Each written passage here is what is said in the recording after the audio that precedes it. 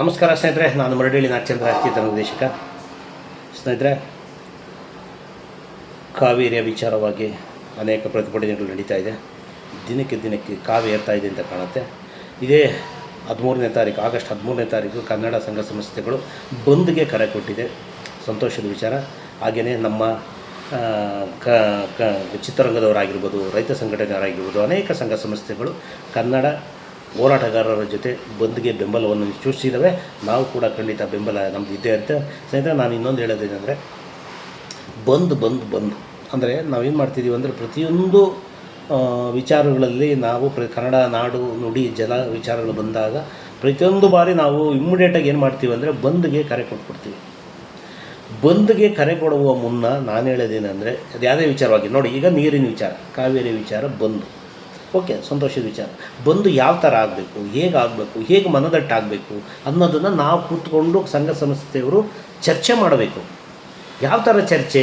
ಬರೀ ಕನ್ನಡಿಗರು, ಕನ್ನಡಕ್ಕೆ ಸಂಬಂಧಪಟ್ಟಂಥ ಅಧ್ಯಕ್ಷಗಳು, ಚಿತ್ರರಂಗದವರು, ಕನ್ನಡಕ್ಕೆ ಸಂಬಂಧಪಟ್ಟಂಥವರು, ರೈತ ಸಂಘಟನೆಗಳು ಅಲ್ಲ, ಅನ್ಯ ಧರ್ಮದವರು ಇರ್ತಾರಲ್ಲ, ಅನ್ಯ ಭಾಷೆಯವರು ಇದ್ದಾರಲ್ವ, ತಮಿಳರು ಇದ್ದಾರೆ ತಾನೆ, ಅದಕ್ಕೆ ಅವ್ರ ಸಂಘಟನೆಗಳಿದ್ದಾರೆ ತಾನೆ, ಆಂಧ್ರದವ್ರು ಇದ್ದಾರೆ ತಾನೆ, ಆಂಧ್ರದ ಸಂಘಟನೆಗಳಿದ್ದಾರೆ ತಾನೆ, ಗುಜರಾತರು ಇದ್ದಾರೆ ತಾನೆ, ಮಾರ್ವಾಡಿಗಳು ಅವ್ರ ಸಂಘಟನೆಗಳಿದ್ದಾರೆ ತಾನೆ.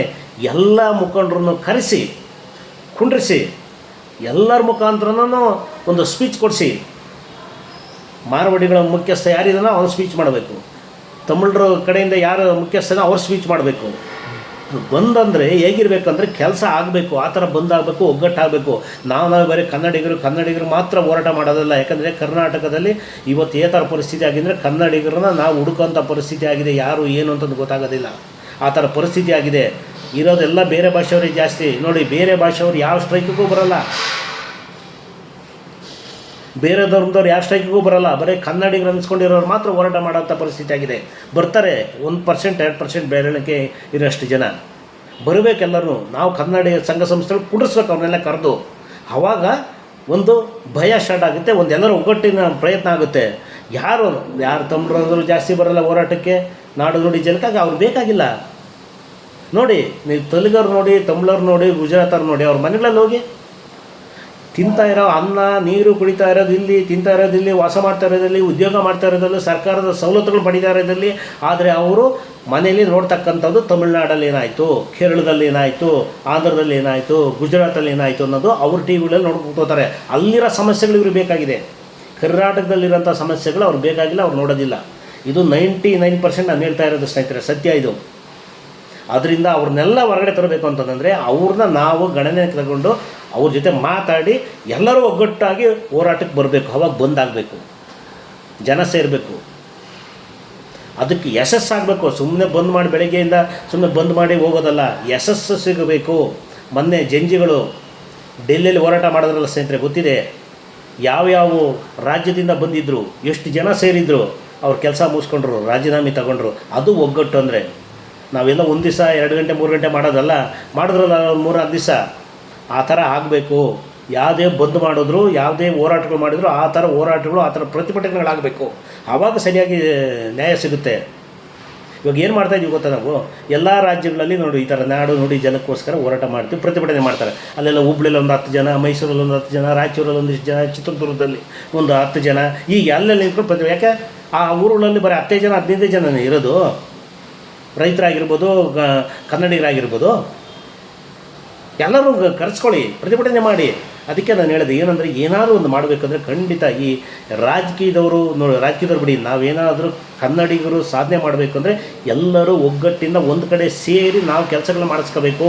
ಇಲ್ಲ ಅಂತಂದರೆ ಈ ರಾಜಕೀಯ ಪಕ್ಷಗಳು ಇದ್ದಾರೆ ನೋಡಿ, ಈ ಸೆಂಟ್ರಲ್ನ ನಂಬ್ಕೊಂಡಿರ್ತಾರೆ ನೋಡಿ, ಈ ಪಕ್ಷಗಳು, ರಾಜಕೀಯ ಪಕ್ಷದವರು ಏನಿದ್ದಾರೆ ಅವರು ನಮ್ಮ ಮಾತು ಕೇಳಲ್ಲ. ನೋಡಿ, ರಾಜಕೀಯ ಪಕ್ಷದವರು ಏನೇ ನೀವು ಹೇಳಿ ಸಮಸ್ಯೆಗಳು, ಅವರು ಹೈಕಮಾಂಡ್ ಅಂತಾರೆ. ಹೈಕಮಾಂಡ್ ಯಾರು ನಿಮಗೆ?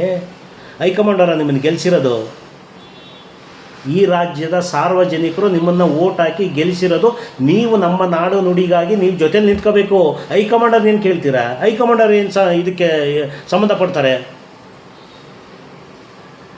ಅದಕ್ಕೆ ಹೇಳೋದು, ಈ ರಾಜಕೀಯ ಪಕ್ಷಗಳು ಆಗಿಬಿಟ್ರೆ ಏನಾಗುತ್ತೆ ಅಂದರೆ ಇದೇ ಸಮಸ್ಯೆಗಳು. ಅವ್ರು ಹೋಗ್ಬಿಟ್ಟು ಹೈಕಮಾಂಡ್ ಕೇಳಬೇಕು ಅಂತಾರೆ. ಅದೇ ಆಂಧ್ರ, ತಮಿಳುನಾಡು, ಕೇರಳ ನೋಡಿ, ಎಲ್ಲ ಸ್ವತಂತ್ರ ಪಕ್ಷಗಳು, ಅವ್ರದ್ದೇ ಆಡಳಿತ, ಅವ್ರು ಹೇಳ್ದಂಗೆ ಆಗಬೇಕು. ಇಡೀ ಸೆಂಟ್ರಲಲ್ಲಾಗಲಿ ಎಲ್ಲರಾಗಲಿ ಆ ಥರ ಅವ್ರು ಕೆಲಸ ಮಾಡ್ತಾರೆ, ಕೆಲಸ ಮಾಡಿಸ್ಕೋತಾರೆ. ನಮ್ಮಲ್ಲಿ ಏನಾಗಿದೆ ಹೇಳಿ, ನಾವು ಸ್ವಾಭಿಮಾನ, ಶಾಂತಿ ಪ್ರಿಯರು, ಬನ್ನಿ ಬನ್ನಿ ಅಂತ ಕರೆದು ಇವತ್ತು ನಾವು ಒಡಿಸ್ಕೊತಾ ಇದ್ದೀವಿ ಅವ್ರ ಹತ್ರ, ಬೇರೆ ಭಾಷೆಯವ್ರ ಹತ್ರ.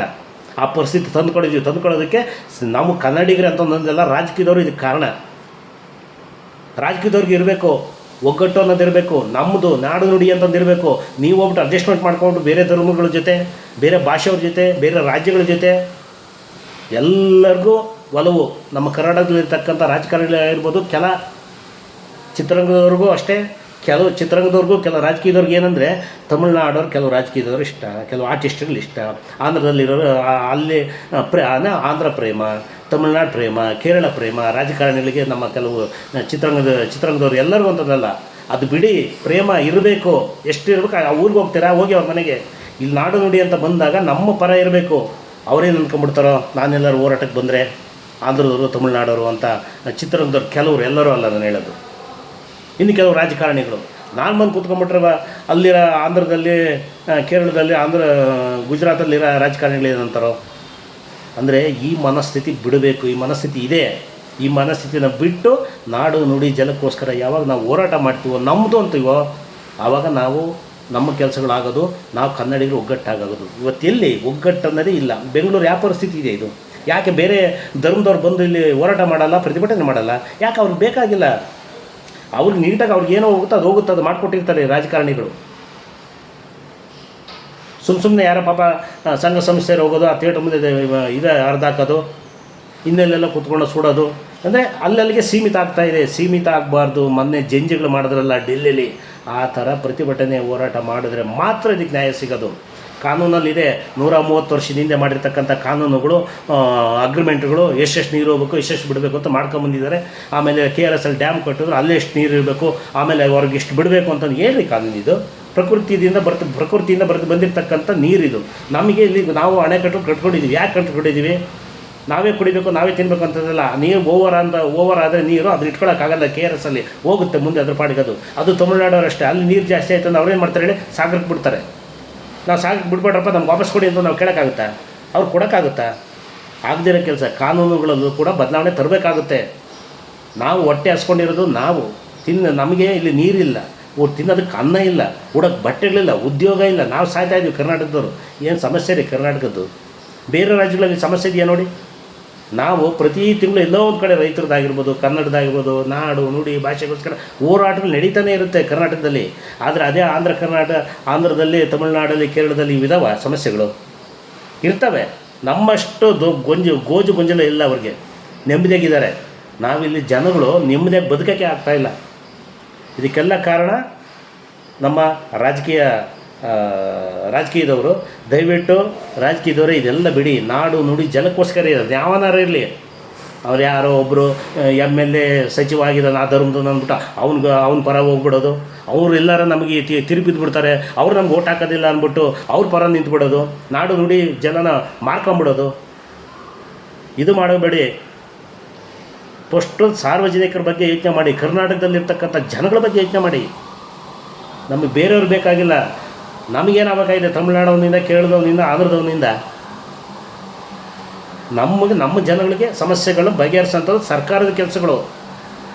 ಅಪ್ಪ ಎಲ್ಲ ಹೋರಾಟ ಮಾಡಿರೋರನ್ನ ಅವ್ರನ್ನೂ ಹತ್ತಿಕ್ಕೆ ಬಿಡ್ತೀರಾ?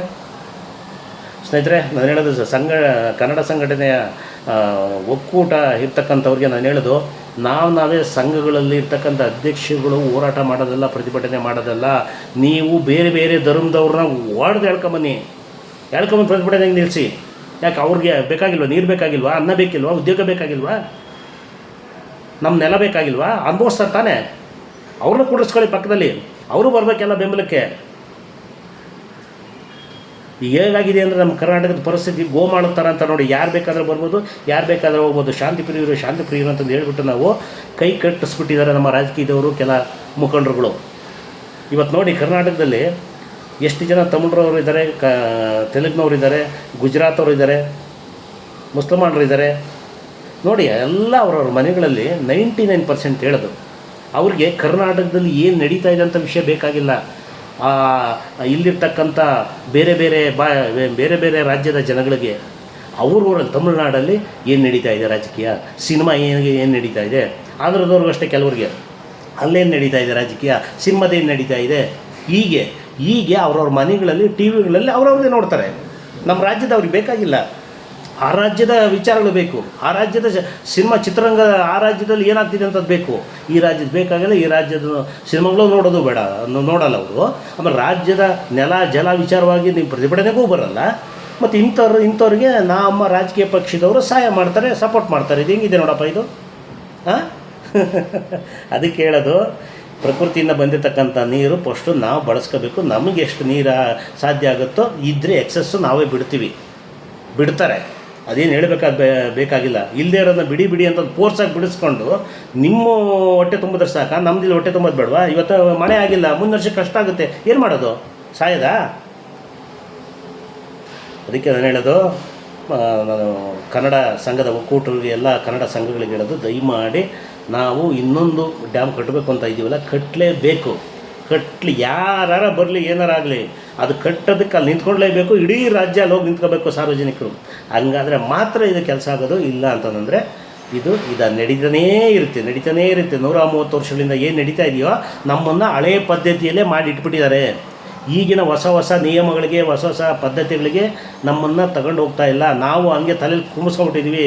ಶಾಂತಿ ಸ್ವಾಭಿಮಾನ ಅಂದ್ಬಿಟ್ಟು ಇವತ್ತು ಸ್ವಾಭಿಮಾನನ ನಾವು ಮಾರ್ಕೊಳ್ಳೋಂಥ ಪರಿಸ್ಥಿತಿ ಬಂದ್ಬಿಟ್ಟಿದೆ.